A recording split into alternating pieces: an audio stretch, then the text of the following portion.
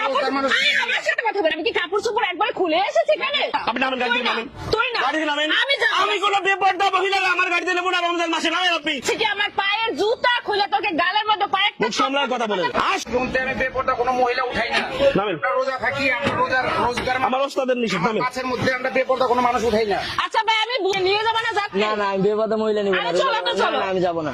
যাবা না? না না আমি যাবো না। এ ভাইয়া যাবা না? না না না অত তারা মহিলা নিয়ে যাব না। কি আছে? যাব না যাব না। যাব না, যত সব ঢং।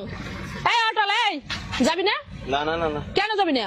আরে না বেপরদা মহিলা আমার গাড়িতে উঠে না, আপনি ওদিকে যান। ওরে বাবা, বেপরদা মহিলা আমার গাড়িতে উঠে না, চল ইন্দে চল। আরে ওদিকে যান আপনি। কি রে বাবা, না খাইয়ে চেহারা মানে শুকিয়ে গেছে, 20 টাকা পাবে তারপরে হয় না। এই অটোলা কই?